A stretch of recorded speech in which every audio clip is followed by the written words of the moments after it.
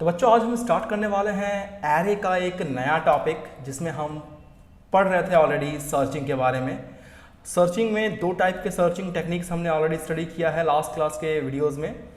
आज हम उसी बेसिक ऑपरेशंस के पॉइंट नंबर 2 को डिस्कस करने वाले हैं जो कि है शॉर्टिंग। शॉर्टिंग का बेसिक मतलब तुम्हें अच्छे से मालूम है कि शॉर्टिंग मतलब होता है कि किसी भी डेटा को या तो असेंडिंग ऑर्डर में या तो डिसेंडिंग ऑर्डर में अरेंज करना, that is non as sorting. और इसे करने के लिए एरे में हमारे पास दो तरीका है जिससे हम लोग शॉर्टिंग टेक्निक को कर सकते हैं एरे में। सबसे पहला जो टाइप है, जो तरीका है करने का, that is selection sort and the second one is bubble sort technique. तो बेसिकली सॉर्टिंग हम लोग पढ़ने वाले हैं दो तरीके से, पहला सिलेक्शन और दूसरा बबल। तो आज का ये वीडियो आपको समझाएगा सिलेक्शन सॉर्ट टेक्निक क्या होता है इन अ एनिमेटेड मैनर। लेकिन उसके पहले एक छोटा सा इंट्रोडक्शन है सिलेक्शन सॉर्ट के बारे में। It is a technique to arrange array elements in ascending or descending order by selecting a specific element from a set of data. तो ये एक तरह का टेक्निक है जहां हम लोग अलग अलग एरे के एलिमेंट्स को सेट करते हैं एक पर्टिकुलर ऑर्डर में, या तो असेंडिंग ऑर्डर में या तो डिसेंडिंग ऑर्डर में। और इसको करने के लिए एक पर्टिकुलर टेक्निक है, एक पर्टिकुलर एल्गोरिदम है जो हम यहाँ पर लिख रखे हैं, लेकिन इसको लाइन बाय लाइन पढ़ के समझना ज़्यादा असरदार नहीं होगा मेरे हिसाब से। तो मुझे लगता है कि ये जो आपको लाइन्स लिखे हुए हैं इसे अगर समझना है तो इसको डायरेक्टली हम कोडिंग के थ्रू समझेंगे। सपोज कर लें कि आपको जो यहाँ कोड दिख रहा है ये कोड सिलेक्शन सॉर्ट टेक्निक के लिए ही है, और आप अज्यूम कर लें कि इसी कोडिंग के हेल्प से आपको सिलेक्शन सॉर्ट का जो प्रोसेस है उसे करना है। एरो से हम हर एक कंट्रोल के फ्लो को रिप्रेजेंट करने वाले हैं, जैसा कि हम लोग बाइनरी सर्च और लीनियर सर्च टेक्निक में देखे थे। तो यहाँ पर अभी फिलहाल हमारा जो एरो है वो पहले लाइन को रिप्रेजेंट कर रहा है। तो दैट इसका मतलब ये है कि हमें एक एरे क्रिएट करना है। एन नाम का होगा वेरिएबल हमारा, और उसका साइज होने वाला है 5, यानी कि टोटल इसमें 5 एलिमेंट्स मैक्सिमम स्टोर हो सकते हैं। एंड सेकेंड लाइन में जब कंट्रोल हमारा जाता है तो इसमें एलिमेंट्स को स्टोर किया जा रहा है। तो देखो यहाँ पर एलिमेंट्स स्टोर हो चुके हैं, और जैसे ही हमारा कंट्रोल थर्ड लाइन पे जाएगा तो हमारे पास कुछ वेरिएबल्स मिलेंगे, that is I, J, T, और एक वेरिएबल है मीन। तो सबसे पहले हमारा जो कंट्रोल जाएगा वो है फॉर लूप के पास। फॉर लूप में इनिशियली आई का वैल्यू को हम लोगों ने 0 सेट किया है, क्योंकि एरे में इंडेक्स जो होता है वो 0 से स्टार्ट होता है, और इसके कंडीशन को हमने एग्जीक्यूट करवाया है आई लेस देन 4 तक। डेफिनेटली आई लेस देन 4 का मतलब ये होता है कि हमारा जो ये एरे है वो इंडेक्स नंबर 3 तक ही एग्जीक्यूट होगा। हम यहाँ पर 4 से कम तक क्यों रख रहे हैं कंडीशन, क्योंकि देखें हम बारी बारी से एक एक एलिमेंट को उसके असेंडिंग ऑर्डर में सेट करने वाले हैं।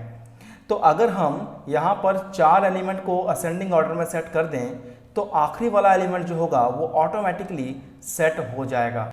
इसके बाद हम क्या करते हैं, बेसिकली अपने सॉर्टिंग टेक्निक में, सिलेक्शन सॉर्ट टेक्निक में एक मिनिमम वैल्यू को अज्यूम कर लेते हैं। रैंडमली हम लोग एक मिनिमम वैल्यू को अज्यूम करते हैं। तो अभी हम लोग फिलहाल जो मिनिमम वैल्यू जो अज्यूम किए हैं वो है 0 number index, that is a mean equal to i. तो हम लोग ऐसा मान लेते हैं कि 0 नंबर इंडेक्स पर मेरा सबसे मिनिमम वैल्यू स्टोर है।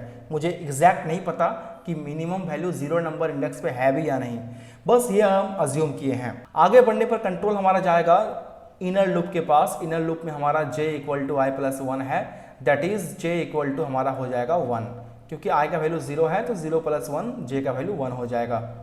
कंट्रोल को हमने यहाँ पर चलाया है j इज लेस देन 5 तक, क्योंकि हमें यहाँ पर बारी बारी से पांचों एलिमेंट के साथ कंपैरिजन करना पड़ेगा कि कौन सा एलिमेंट सबसे छोटा है। तो यहाँ पर हमारा जो इनर लूप होगा वो 5 बार एग्जीक्यूट होगा, और जो आउटर लूप होगा वो 4 बार एग्जीक्यूट होगा। तो चलो इसके बाद कंट्रोल हमारा जाएगा इस लूप के अंदर में। तो लूप के अंदर में हमें मिलेगा एक इफ कंडीशन। इफ कंडीशन में चेक किया जा रहा है कि m of j is less than m of mean. m of j का मतलब है j का value 1, that is m of 1 is less than m of 0, क्योंकि मीन का वैल्यू 0 है। तो हम चेक कर रहे हैं कि m ऑफ 1 में क्या है 56 और m ऑफ 0 में क्या है 74। हम दोनों को कंपेयर कर रहे हैं। कंपैरिजन में पता चला कि भाई 56 जो है वो 74 से छोटा है। इसका मतलब कंडीशन यहाँ पर सेटिस्फाइड किया और मेरा कंट्रोल चला जाएगा इस इफ़ के अंदर में। इफ़ के अंदर में लिखा हुआ है मीन इक्वल टू जे, इसका मतलब जो मैंने मिनिमम वैल्यू पहले माना था 0 नंबर इंडेक्स पर, वो अब कहाँ सेट हो गया मेरा 1 नंबर इंडेक्स पर। यानी कि मुझे पता चला कि नहीं भाई 0 नंबर इंडेक्स जो मैंने माना था वो मिनिमम वैल्यू नहीं है। मिनिमम वैल्यू कहाँ पर स्टोर है, तो मिनिमम वैल्यू स्टोर है 1 पर, ऐसा मुझे अभी पता चला है। लेकिन ये भी फिक्स नहीं है कि यही सबसे मिनिमम होगा, ये तो आगे हम कंपेयर करते करते जाएंगे जब लास्ट तक, तब पता चलेगा हमें कि एक्चुअल मिनिमम वैल्यू कितना है इस एरे के लिए। तो ये होने के बाद हमारा कंट्रोल दोबारा जाएगा इस इनर लूप के पास, इनर लूप के पास यानी कि j++, तो j का वैल्यू हो जाएगा इंक्रीज करके 2। अगेन हमारे कंट्रोल जो है ये लूप के अंदर में आएंगे और m of j is less than m of mean को चेक करेगा। m ऑफ j का मतलब हो जाएगा m of 2 is less than m of mean का मतलब हो जाएगा m ऑफ 1, क्योंकि मीन का वैल्यू अभी हमारे पास 1 है। तो m ऑफ 2 में कितना स्टोर है, m ऑफ 2 में 62 स्टोर है और m ऑफ 1 में स्टोर है 56। तो क्या 62 56 से छोटा है, तो आंसर विल बी नो। तो हमारा कंट्रोल इफ के अंदर में नहीं आएगा, कंट्रोल हमारा चला जाएगा दोबारा यानी कि इनर लूप इसके पास। तो j++ दैट मीन्स j का वैल्यू 2 से 3 हो जाएगा। अगेन हमारा कंट्रोल लूप के अंदर में आएगा और यहाँ पर फिर से हम इफ कंडीशन को चेक करेंगे। m of j that means m of 3 is less than m of mean that means m of 1। तो क्या m ऑफ 3 का वैल्यू मेरा 42 है, क्या ये छोटा है m ऑफ 1 के value say that is 56? Definitely यहाँ पर हमारा आंसर यस होगा। तो कंट्रोल हमारा फिर से इस इफ के अंदर में आएगा और मिनिमम वैल्यू मुझे कहाँ मिला है, अभी मिनिमम वैल्यू मुझे मिला है इंडेक्स नंबर 3 में। तो देखें शुरू में हमने माना था कि मेरा मिनिमम वैल्यू 0 नंबर इंडेक्स पे है, लेकिन वो फॉल्स हो गया।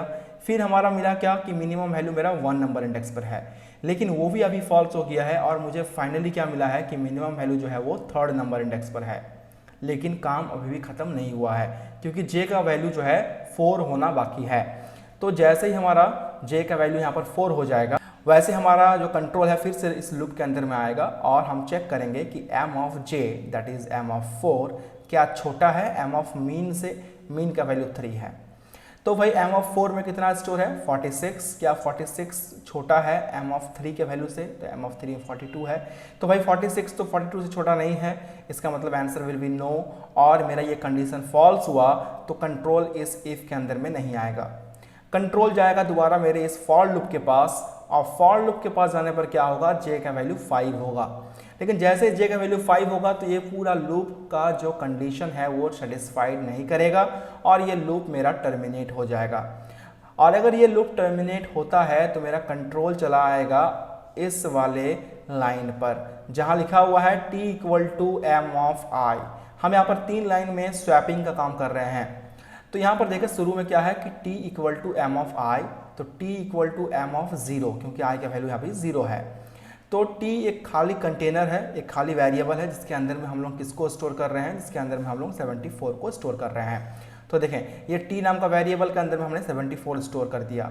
अगर 74 हमने स्टोर किया यहाँ पर तो क्या होगा, इसके बाद हमारा कंट्रोल चला जाएगा अगले वाले लाइन पर, लेकिन यहाँ 74 को हमने इसके अंदर में मूव कर दिया तो यहाँ पर जो 74 है वो हट गया और मेरा कंट्रोल चला गया नेक्स्ट वाले लाइन पर और यहाँ पर लिखा हुआ है m of i equal to m of mean.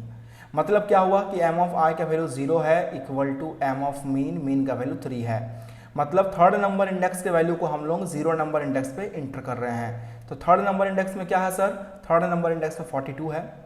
तो 42 को हम स्टोर कर रहे हैं 0 नंबर इंडेक्स पर, यानी मेरा 42 चला आएगा यहाँ से 3rd नंबर इंडेक्स से हट करके 42 चला आएगा 0 नंबर इंडेक्स पर। इसके बाद कंट्रोल हमारा गया लास्ट लाइन में जहाँ लिखा हुआ है m of mean equal to t। तो m ऑफ मीन मतलब हो गया 3rd नंबर इंडेक्स। तो 3rd नंबर इंडेक्स के अंदर में किसको डाल रहे हैं, 3rd नंबर इंडेक्स के अंदर डाल रहे हैं t के वैल्यू को। t का वैल्यू 74 है तो ये 74 चला आया 3rd नंबर इंडेक्स पर। तो देखें यहाँ पर 3rd नंबर इंडेक्स में मेरा 74 आ गया। और देखें कि हमारा जो ये एरे है उस एरे में एक एलिमेंट हमारा एक पर्टिकुलर ऑर्डर में सेट हो चुका है, यानी कि असेंडिंग ऑर्डर में सेट हो चुका है। सबसे मिनिमम वाला वैल्यू मेरा पहले प्लेस पर आ चुका है। अब इसके बाद में क्या होगा कि बचा हुआ जो मेरे पास एलिमेंट्स हैं उनमें से जो सबसे मिनिमम वैल्यू होगा वो इस m ऑफ 1 नंबर इंडेक्स पर आना चाहिए, राइट। तो चलें, इसके बाद कंट्रोल हमारा चला जाएगा फिर फॉर लूप के पास, आई वाले फॉर लूप के पास, यानी कि आउटर फॉर लूप के पास। तो i plus plus that is i का वैल्यू 1 हो जाएगा। अगेन हमारा कंट्रोल लूप के अंदर में आएगा और मीन इक्वल टू आई मिलेगा। आई का वैल्यू 1 है, इसीलिए मीन का वैल्यू क्या हो गया 1। यानी इसका मतलब क्या हुआ कि बचा हुआ जो एरे एलिमेंट्स है इनमें से सबसे मिनिमम वैल्यू कहाँ पर है भाई, सबसे मिनिमम वैल्यू है 1 नंबर इंडेक्स पर, ऐसा हम मान रहे हैं। इसके बाद कंट्रोल हमारा जाएगा इनर लूप के पास। इनर लूप में j equal to I plus 1 है, तो i प्लस 1 यानी कि हो जाएगा 2, क्योंकि i का वैल्यू 1 है, 1 प्लस 1 हो जाएगा 2। इसको हम लोग जब एग्जीक्यूट करेंगे तो हमारा कंट्रोल आएगा लूप के अंदर में और फिर से यही कंडीशन चेक होगा कि क्या m of j less than m of mean है। तो m ऑफ j का मतलब हो गया 2, क्या ये लेस देन है m ऑफ मीन से, तो मीन का वैल्यू 1 है। तो 2 नंबर इंडेक्स में 62 है और 1 नंबर इंडेक्स में 56 है, क्या ये छोटा है 62? डेफिनेटली छोटा नहीं है, answer will be no. Control हमारा जाएगा फिर से इनर लूप के पास, j इक्वल टू हो जाएगा हमारा 3 और जैसे j का वैल्यू 3 होगा फिर से कंट्रोल हमारा लूप के अंदर में आएगा और फिर से यहाँ पर कंडीशन को चेक किया जाएगा कि क्या m of j is less than m of mean है। तो m ऑफ j का मतलब हो जाएगा m ऑफ 3, क्योंकि j का वैल्यू 3 है और क्या ये छोटा है m ऑफ मीन से, मीन का वैल्यू 1 है। तो 74 है m ऑफ 3 का वैल्यू और m ऑफ 1 का वैल्यू है 56, तो क्या 74 छोटा है 56 से, answer will be no. Control हमारा फिर से जाएगा इस फॉर लूप के पास, इनर फॉर लूप के पास, जहां पर j का वैल्यू हो जाएगा 4। जैसे j का वैल्यू 4 होगा कंट्रोल हमारा दोबारा इस लूप के अंदर में आएगा और यहाँ पर हम लोग दोबारा चेक करेंगे कि क्या m of j that is m of 4 is less than m of mean that is m of 1। तो m ऑफ 4 के अंदर में स्टोर है 46 और m ऑफ 1 के अंदर में स्टोर है 56। तो डेफिनेटली 46 जो है वो 56 से छोटा है, तो यहाँ पर आंसर हमारा यस होगा। तो क्या हुआ, कंडीशन हमारा यहाँ पर सही हुआ और हम इस इफ के अंदर में आ जाएंगे और कंट्रोल जैसे इस इफ के अंदर में आएगा तो मिनिमम वैल्यू मुझे क्या मिलेगा j। तो j का वैल्यू 4 था, दैट मीन्स कि मेरे बचे हुए एरे एलिमेंट्स में से सबसे छोटा वाला एलिमेंट मेरा कहाँ पर स्टोर है, 4th नंबर इंडेक्स पर स्टोर है। तो 4th नंबर इंडेक्स में हमारा क्या है, 4th नंबर इंडेक्स में हमारा 46 है। तो 46 जो है वो सबसे छोटा एलिमेंट है बचे हुए एरे एलिमेंट में से। इसके बाद कंट्रोल हमारा चला जाएगा बाहर, यानी कि t equal to m of i के पास। तो t equal to m of i मतलब हो जाएगा m ऑफ 1, क्योंकि i का वैल्यू 1 है। तो m ऑफ 1 में हमारा 56 था, वो 56 कहाँ चला गया, t के अंदर चला गया। तो t के अंदर जैसे 56 गया तो 1 वाला जो स्पेस है खाली हो गया। इसके बाद क्या हुआ, m of i equal to m of mean. तो m ऑफ i मतलब हो जाएगा m ऑफ 1। इसके अंदर में किसको डाल रहे हैं हम लोग, इसके अंदर में डाल रहे हैं 4th नंबर इंडेक्स के वैल्यू को। तो 4th नंबर इंडेक्स में जो वैल्यू था 46 वो चला आया 1st नंबर इंडेक्स में और 4th नंबर इंडेक्स देखिए खाली हो गया। इसके बाद क्या होगा, कंट्रोल हमारा जाएगा नेक्स्ट लाइन पर और m of mean equal to लिखा हुआ है t। तो मीन का वैल्यू है हमारे पास 4, तो 4th नंबर इंडेक्स जो मेरा खाली था उसके अंदर में क्या आ गया, t का वैल्यू आ गया।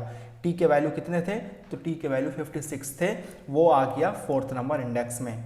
और इस तरह से देखो कि यहाँ पर जो है पहला नंबर इंडेक्स और दूसरा नंबर इंडेक्स यानी कि 0 नंबर इंडेक्स और 1 नंबर इंडेक्स में जो वैल्यू है वो असेंडिंग ऑर्डर में सेट हो चुका है। अब बचा हुआ एलिमेंट्स जो है ये सेट होने बाकी हैं। तो इसके बाद अगेन मेरा कंट्रोल जो है वो अगेन इस आउटर लूप के पास जाएगा और जो प्रोसेस हमने अभी तक 2 एलिमेंट को सेट करने के लिए किया वो सारा प्रोसेस हमारा फिर से रिपीट होगा 2 बार, क्योंकि इस वाले के लिए और इस वाले के लिए। और आखिरी बार एग्जीक्यूट हम नहीं करवाएंगे लूप को, क्योंकि वो लास्ट वाला एलिमेंट अपने आप अपनी जगह पर चला जाएगा। तो आई होप आपको ये एनिमेशन के थ्रू जो समझाया गया वीडियो है आपको समझ में आया होगा। तो चलिए अब इसको हम लोग प्रोग्रामिंग के थ्रू समझते हैं प्रैक्टिकली कि आखिर ये जो प्रोग्राम एग्जीक्यूट कर रहा है ये रियल में एग्जीक्यूशन कैसा होगा इसका। तो देखें हम लोग चले आए हैं अपने ब्लूजे के स्क्रीन पर। यहाँ पर हमने आपके लिए ऑलरेडी एक क्लास सिलेक्शन सॉर्ट नाम से क्रिएट कर रखा है। आप अगर खुद से क्रिएट करना चाहते हैं तो आपको न्यू क्लास में जाना होगा और न्यू क्लास में क्लिक करने के बाद आपको यहाँ पर सिलेक्शन सॉर्ट नाम का क्लास का नाम देना होगा। आप चाहे तो कोई भी नाम दे सकते हो, आपकी मर्जी, कोई दिक्कत नहीं है। तो यहाँ पर जो आपका क्लास का नाम है इस पर मैं डबल क्लिक करूँगा और इसको ओपन कर लूँगा। यहाँ पर देख सकते हैं कि जो जो हमने काम वहाँ पर आपको ड्राई रन के थ्रू समझाया वही सारा काम मैंने यहाँ पर आपके लिए ऑलरेडी कर रखा है। बस फ़र्क इतना है कि वहाँ पर हमने वैल्यूज़ को ऑलरेडी इंटर कर दिया था, यहाँ पर वैल्यूज़ को हम खुद से इंटर करने वाले होंगे रन स्क्रीन पर। बाकी का सारा काम एज यूजुअल है, इसमें कोई भी डिफरेंस आपको नहीं मिलेंगे। तो चलिए इसे कंपाइल करते हैं। नो सिंटैक्स एरर बता रहा है, इसका मतलब इसमें लिखने में कोई गलतियाँ नहीं हुई है। क्लोज करूँगा मैं इसे और इस पर राइट क्लिक करने के बाद सेकंड वाले ऑप्शन में क्लिक करूँगा और ओके में क्लिक करूँगा। जैसे इसमें ओके में क्लिक करूँगा मैं तो यहाँ पर जो ये स्क्रीन है ये हमारे सामने आ जाएगा और यहाँ पर आपके पास एक मैसेज डिस्प्ले होने वाला है जहाँ पर लिखा हुआ है कि inter elements array elements in the given array. थोड़ा मैसेज में यहाँ पर मिस्टेक है। एनीवेज तो हम लोग यहाँ पर चलो मान लेते हैं कि कुछ वैल्यूज़ को मैं स्टोर कर रहा हूँ। सपोज़ मैं 23 स्टोर कर दिया, 76, 87, 90, 12 मैंने 5 एलिमेंट स्टोर किए और देखो यहाँ पर सॉर्टिंग के बाद जो एरे एलिमेंट्स हैं वो अपने पर्टिकुलर ऑर्डर में सेट हो चुके हैं। तो आई होप आपको ये जो प्रोसेस है सिलेक्शन सॉर्ट टेक्निक से डेटा को सेट करने का समझ में आ गया होगा। अगले क्लास में हम देखने वाले हैं बबल सॉर्ट टेक्निक को। कमेंट करके मुझे आप बताइए कि इसी प्रोग्रामिंग के किस पार्ट को मॉडिफाई करने से हम इसी डेटा को डिसेंडिंग ऑर्डर में सेट कर सकते हैं। तो मिलेंगे आपसे अगले वीडियो में, तब तक के लिए टेक केयर, खुश रहें, गुड बाय।